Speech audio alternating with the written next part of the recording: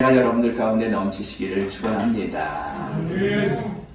우리나라에도 나름대로 의미 있는 날들이 있죠. 구정이라든지 또 개천절이라든지 우리나라 고유의 그러한 의미 있는 모양의 날들이 있습니다. 마찬가지로 교회에서 사용하는 달력이 있어요. 그 교회력에 의하면 오늘이 바로 성탄절을 4주 앞두고 우리가 맞이하게 되는 강림절, 대강절이라고 얘기를 하죠. 같은 말이에요. 그러니까 오늘부터 하나, 둘, 셋, 네 번째 주일이 지나면 이제 성탄절이 되는 거죠. 이것은 어떤 의미가 있냐면 오시는 예수님을 우리가 기다리는 기간이에요. 그리고 준비를 하는 기간이죠. 4주 후에 오시는구나. 그걸 우리가 지금 성탄절 맞을 준비를 어떻게 해요? 기다리고 있단 말이에요. 여러분, 대강절이라는 이 말은 오늘 본문에 우리가 대강절의 의미 그랬는데 대강절이라는 이 말은 도착, 오다, come 이 의미를 가지고 있는데 라틴어에서 어드벤트라고 얘기를 합니다. 그래서 대강절의 다른 명칭으로는 말씀드렸지만 강림절이라고도 얘기를 하고 대림절이라고도 표현을 하기도 해요. 어쨌든 세 개가 복합적으로 쓰이는 같은 말입니다. 준비한 일을 앞에 놓고 기다릴 때 여러분들은 어떻겠어요? 그죠? 마음을 다하는 것은 너무나 당연하죠. 결혼식을 앞에 두고 기다리는 신랑과 신부가 어떻겠습니까? 그날을 손꼽아 기다릴 거 아니에요. 회사의 큰 직급에 발령이 날 것을 알고 기다리는 이들도 있습니다. 우리가 경험들은 거의 해보았지만 시험을 치르고도 결과를 기다리는 이러한 상황과 같은 것. 세상의 일도 그러한데 하물며 우리 죄를 위해서 대신 죽으러 이 땅에 오시는 예수 그리스도를 우리가 기다리는 거예요. 그리고 하나님의 아들이신 주님이 오심을 기다리는 이 시간, 이게 얼마나 귀한지를 우리가 한번 생각해 봐야 된다는 거죠. 요한복음 5장에 보면은 여러분들이 잘 아시는 베데스다 연못에 38년 된 병자의 이야기가 있습니다. 이게 무슨 얘기냐면은 연못의 물이, 베데스다에 가면 연못이 하나 있어요. 그 연못의 물이 천사가 와서 1년에 한 번 정도를 휘휘 저어가지고 물이 움직일 때가 있어요. 그 물이 움직일 때 제일 먼저 뛰어들어가는 사람은 자기의 몸에 어떠한 질병이 있어도 깨끗하게 낫는 역사가 있었거든요. 할렐루야. 그러니까 거기는 천사가 언제 올지 모르니까 나름대로 수많은 병자들이 모여가지고 물이 움직이다 안 움직이나를 보면서 거기를 제일 먼저 뛰어들어가려고 준비를 했어요. 근데 이 38년 된 병자는 이미 가족들도 다 지쳐서 던져버려서 가족도 모르고 또 자기가 혼자 움직일 수 있는 수족이 멀쩡한 것도 아니니까 이 사람은 그냥 물이 움직이는 걸 자기가 봐도 다른 사람이 먼저 들어가 버리니까 38년이나 지나가 버린 거예요. 그러나 이 병자는 움직임이 힘들고 도움을 주는 사람이 없었음에도 불구하고 그 자리를 38년 동안이나 지켰던 거죠. 이거 기다린 거예요.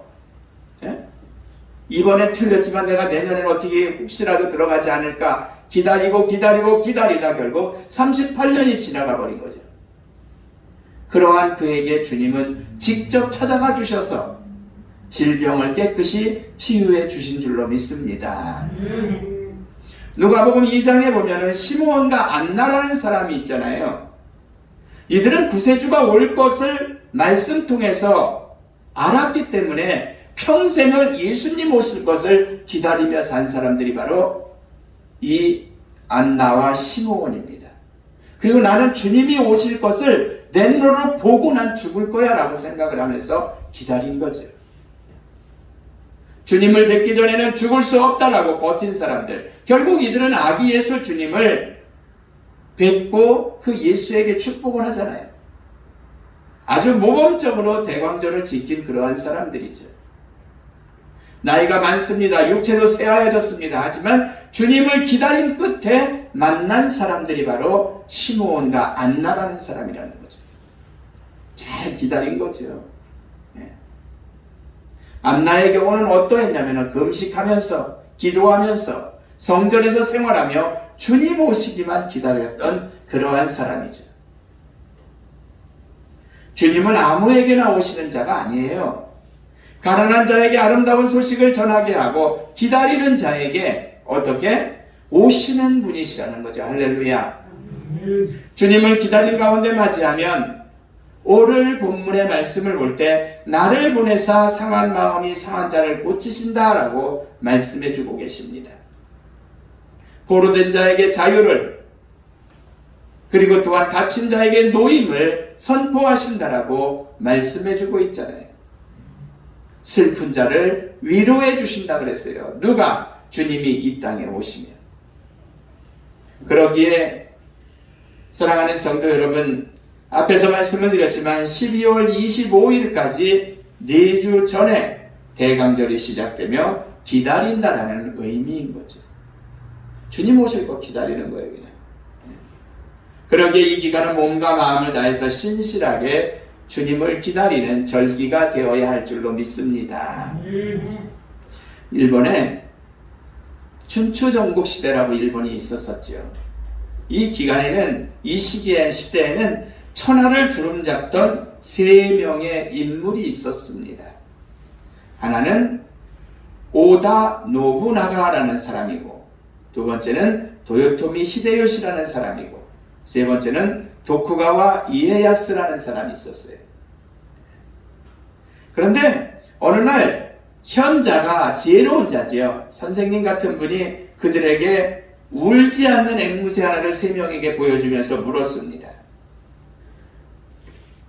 제일 먼저 오다는 이 새를 과연 어떻게 할 것인가, 울지 않는 앵무새를 이렇게 물은 거죠. 어떻게 할까 그랬더니 오다라는 사람은 울지 않거든 죽여버립시다. 다음으로 도요토미는 울지 않거든 울게 만듭시다. 마지막으로 도쿠가와는 울지 않거든 울 때까지 기다리자라고 얘기를 했어요. 이때 그 현자는 도쿠가와에게 언젠가는 천하를 통일할 것이다 라고 말하고는 그 앞에 큰 절을 올렸다 그래요. 그렇습니다. 우리는 이 도쿠가와와 같은 태도가 필요한 거예요. 기다림. 이러한 기도로 당장 응답을 기다리지 말자라는 거죠. 우리가 당장 어떻게 그래요? 밥도 하자마자 배고파도 금방 먹어버릴 수는 없잖아요. 뜸이 들고 쌀이 익어야지. 기도하며 하나님의 역사를 인내로 우리는 기다려야 할 줄로 믿습니다. 이러한 기도로 간절함으로 우리에게 오시는, 사막에 샘이 넘쳐 흐르게 하시고 우리의 모든 고통을 다 해결해 주실 주님을 우리가 기다리는 절기가 바로 기다림의 절기인 대강절이라는 거죠. 우리 역시 국가적으로 귀인이 오신다라면, 어느 좀 좋은 나라의 대통령이 오신다라면 우리나라에서도 얼마나 준비를 잘하겠어요. 가장 좋은 것이 무엇인지 고민을 합니다. 그리고 의식주 모든 부분에서 어떻게 모시는 게 가급적 100점이 될지를 고민하면서 귀빈들을 우리가 모시잖아요. 이러한 마음으로 성탈절까지 기다리는 절기가 바로 대강절이라는 거죠. 참자유를 주시기 위해서 오셨습니다. 우리의 죄 문제를 해결하기 위해서 오시는 그 주님을 맞을 준비하는 대강절이 돼야 할 줄로 믿습니다. 우리가 아까 교동문을 외웠지만, 교독했지만 사망의 샘이 넘쳐 흐르게 하시고 독사굴의 어린이가 손을 넣어도 괜찮고 사자들이 어린 양과 뛰노는, 표범들이 염소 새끼와 뛰노는 그러한 주님의 오시는 그 주님이 계시면 평안이 있길 있으실 것을 알고 우리가 대림절을 기다리는 거죠. 이 기다림이라는 말씀을 함께 나눴어요. 그럼 대강절의 다른 의미인 이 하나님의 사랑을 또한 우리가 볼 수가 있습니다. 베데스다 연못가에 38년 된 병자에게도 주님은 직접 찾아가 주셨잖아요. 네.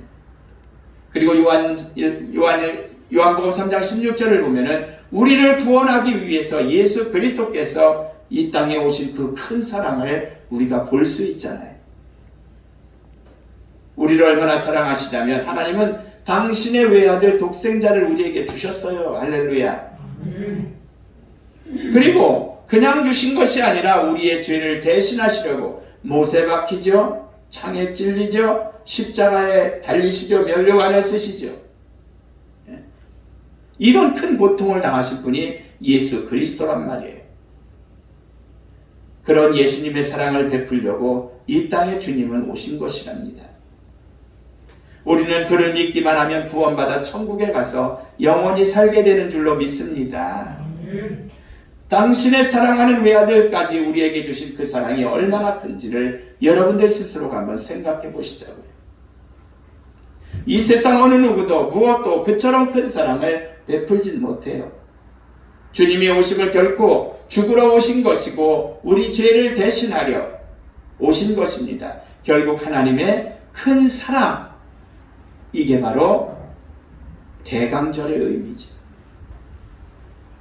오늘 본문을 볼 때 포로된 자에게 자유를, 갇힌 자에게 노임을 선포하러 오시는 주님을 볼 때 우리의 사랑이 얼마나 큰지를, 하나님의 사랑이 얼마나 큰지를 우리가 알 수가 있습니다. 그 사랑은 찬송과 가사를 보면 바다를 먹물로 삼고 하늘을 두루마리 사람아도 다 기록할 수 없을 정도입니다. 하나님은 우리를 당신의 자녀들이기에 눈의 동자처럼 진정으로 아주 세세하게 살피시는 사랑의 주님이십니다. 9.11 테러 여러분들이 아시잖아요. 수많은 사람들이 죽었을 때 사람들을 한 명이라도 혹시 살아있을까 해서 구출하기 위해서 경찰관, 소방관 그리고 시민단체들이 총동원을 했습니다. 그들은 한 사람이라도 더 구하려고 흙더미를 헤매고 빌딩 그 무너진 더미를 다 샅샅이 뒤지며 헤맸습니다. 죽은 사람들은 처참하죠. 이 구조원들은 그 참혹한 속에서 안간 힘을 다해서 생명이 있는지를 살펴시 샅샅이 뒤졌습니다. 그러던 중 잿더미 속에서 잘려진 손 하나가 나온 거예요. 워낙 많은 시체가 있었기 때문에 손 하나쯤은 별거 아니었죠, 사실. 그런데 지나치려고 했는데 무엇인가가 이렇게 꽉 붙들고 있는 거예요, 이 손 하나가. 예? 그래서 그 영상을 본 구조대원들은 이런 생각을 했대요. 조를 짜서 팀을 싸서 구설을 하니까요. 죽어가면서 무엇이 그렇게 귀중하고 소중했기 때문에 끝까지 놓지 못하고 움켜쥐고 있을까? 궁금해서 쥐고 있는 손을 이렇게 펼쳤다고 합니다. 시신도 없고 손만 있는 건데 거기에는 다름 아닌 어린아이의 작은 손가락이 들어있더랍니다. 죽어가면서도 엄마가 마지막 순간까지 자식의 손을 놓지 못하고 끝까지 그 손을 붙들고 있다가 함께 잘려져 나간 거죠. 여러분, 사형수가 마지막 사형 집행 전에 제일 많이 부르는 말이 어머니라고 한대요. 어머니를 부르면서 죽어간다고 합니다. 자식을 향한 부모님의 사랑이 이 정도 큰 거죠. 하나님도 우리를 사랑하시되 독생자를 주시기까지 사랑하신 줄로 믿습니다. 하나님은 이 사랑을 주시려고 독생자 예수님을 이 땅에 보내주신 거죠. 부모의 사랑을 창조하신 이가 하나님이세요. 그렇다면 하나님의 자녀를 향한 하나님의 사랑은 어떻겠어요? 지금도 그 사랑 우리가 받고 있습니다. 태초부터 시작된 하나님의 사랑이죠. 결론적으로 말씀을 드리고 마칩니다. 성탄절을 앞두고 대강절이 시작됐습니다. 이 기간은 주님 오심을 기다리는 절기예요. 무엇보다 몸과 마음과 정성을 다해서 우리 위에 오신, 이 땅에 오시는 주님마저를 준비하시고 또한 이 오시는 주님은 가장 큰 사랑을 우리에게 베풀기 위해서 오셨다는 이 사실을 기억하시고 주의 은혜 가운데 4주 기도하며 생활하시기를 주의 이름으로 부탁을 드립니다. 기도합니다.